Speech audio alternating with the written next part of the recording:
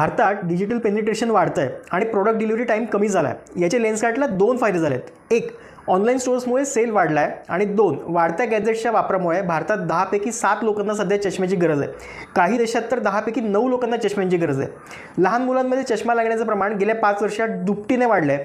ही आकडेवारी बघता भारतात येत्या काळात 100 कोटी लोकांना चष्म्यांची गरज भासणार आहे आणि आता 75 कोटी लोकांना चष्म्याची खरी गरज आहे. यामुळेच भारताला blind capital of the world म्हटलं जातं. खरं तर ही काळजी करण्यासारखी गोष्ट आहे, पण लेन्सकार्टसाठी ही खूप चांगली संधी आहे. जगात लेन्सकार्टचा मार्केट शेअर सिंगल डिजिट आहे, त्यामुळे लेन्सकार्टला बिझनेस वाढवण्याची मोठी संधी येत्या काळामध्ये आहे. आता बघूया हा IPO कोणासाठी योग्य आहे आणि कोणासाठी नाही.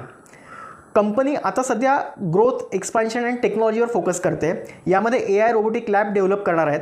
वर्ष 2026 पर्यंत 450 नवीन कोको स्टोअर्स लॉन्च करण्याची कंपनीची तयारी आहे.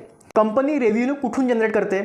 तर कंपनी 3 पद्धतीने पैसे कमावते. रिटेल स्टोअर्स, ऑनलाईन स्टोअर्स म्हणजेच वेबसाईट आणि ॲप, आणि तिसरा आहे इंटरनॅशनल मार्केटमध्ये सुद्धा कंपनीची स्टोअर्स आहेत. कंपनीचे भारतात 2 मुख्य मॅन्युफॅक्चरिंग हब आहेत, एक राजस्थानमध्ये आणि दुसरं हरियाणामध्ये. मार्च 2025 पर्यंत लेन्सकार्टचे जगात 2723 स्टोअर्स होते, ज्यातील 2067 भारतात आणि बाकी इतर देशात 556 स्टोअर्स आहेत. कंपनीचे ॲप 1 कोटी लोकांनी डाउनलोड केलं आहे. यावरून कंपनीच्या प्रोडक्टला किती डिमांड आहे हे लक्षात येतं. किमती साधारणतः 1000 ते 5000च्या घरात आहे, ज्यामुळे अफोर्डेबलच आहेत असं आपल्याला म्हणता येईल. आता मार्केट ऑपॉर्च्युनिटी काय आहेत कंपनीसाठी? भारतात अजूनही 77% लोक हे लोकल मॅन्युफॅक्चररकडून चष्मा घेतात आणि ऑर्गनाइज सेक्टरचा हिस्सा फक्त 23% आहे. त्यामुळे कंपनीला इथे ग्रोथ करायला खूप मोठा वाव. लोकांचा स्क्रीन टाईम दिवसेंदिवस वाढतोय, दुसरीकडे उत्पन्न देखील वाढतंय, त्यामुळे लोक ब्रँडेड वस्तू खरेदीला प्राधान्य देतात. आत्ताची तरुणाई तर फॅशन ॲक्सेसरीज म्हणून सुद्धा चष्म्याचा वापर करतात. आता कंपनीचे कॉम्पिटिटर्स कोण आहेत? तर Titan eye plus, Lawrence and Mayo, GKB opticals, spec makers, Gangar eyenation, याचबरोबर इंटरनॅशनल मार्केटमध्ये देखील मोठे काही स्पर्धक कंपनीसोबत आहेत. कंपनीचा रेव्हेन्यू सध्या भारतातनं 60%. आता सर्वात महत्त्वाचं म्हणजे रिस्क फॅक्टर काय आहे हे कंपनीने स्वतः मेन्शन केलेलं आहे. कंपनीचे 42% कच्चा माल हा चीनमधून इम्पोर्ट होतो, यामुळे चीनवर डिपेंडन्सी ही भरपूर आहे. त्याचाच सध्या असलेलं ट्रेड वॉर, करन्सी फ्लक्च्युएशन्स याचा डायरेक्ट परिणाम कंपनीच्या मार्जिन्सवर होऊ शकतो. दुसरा जो रिस्क फॅक्टर आहे ते म्हणजे डोळ्यांची ट्रीटमेंट दिवसेंदिवस ॲडव्हान्स होत चालली आहे. ती जर अजून ॲक्सेसिबल झाली तर चष्म्यांची गरजच कमी होईल, ज्याचा परिणाम थेट कंपनीवर होईल.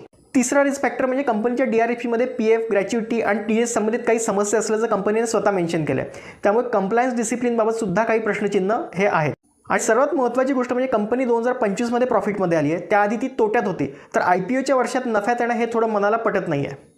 जर तुम्ही कंपनीच्या IPOला अप्लाय करायचा विचार करत असाल तर लॉंग टर्मसाठी ज्या लोकांना अप्लाय करायचं आहे किंवा लॉंग टर्म जे शेअर्स राखून ठेवणार आहे त्यांनी या कंपनीच्या IPOसाठी नक्की अप्लाय करा. पण जे शॉर्ट टर्मसाठी विचार करतायत तर त्यांनी हा IPO नाही लावला तरी चालेल. सध्या कंपनीच्या IPOसाठी ₹100 GMP दाखवत आहे, त्यामुळे 20 ते 25% रिटर्न्स मिळतील असं एक सध्या साधारणतः